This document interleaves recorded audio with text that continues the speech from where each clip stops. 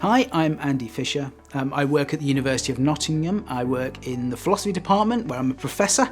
I've worked there for 23 years and have been supported lodging provider for about 3 years.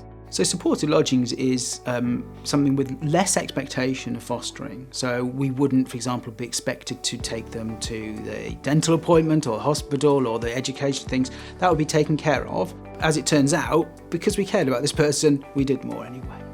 So what motivated to be a carer? Lots of reasons. I think primarily is to do some good in the world. It's an area we really care about, my wife and I.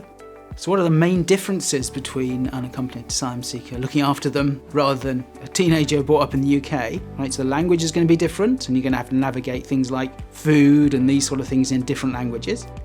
There's also various cultural differences and expectations. But I think the main thing I really want to get over is there's not that much difference.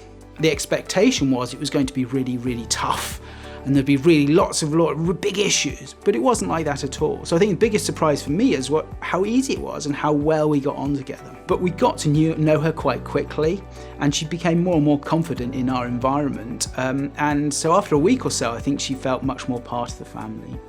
Okay, so what have I found most rewarding? I think seeing a difference in her, started to come out of herself and relax in the environment. I came into the living room and she had her feet up and she was just watching the footy. So what have we found most challenging?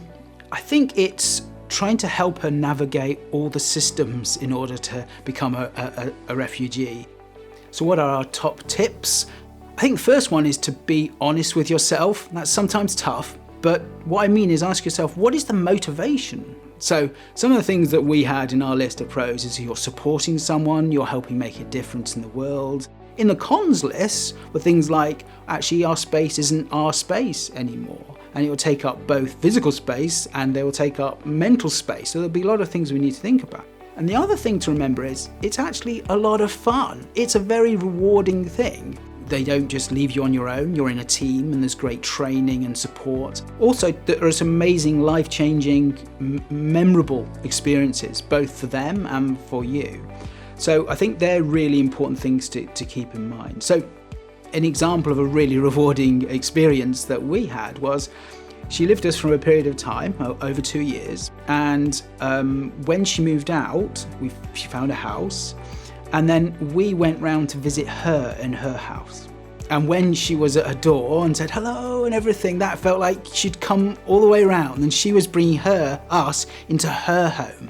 So that was an incredibly rewarding experience. So I think the amazing benefits and the life-changing things about it so outweigh the inconveniences and the challenges that's a really incredibly important thing to remember.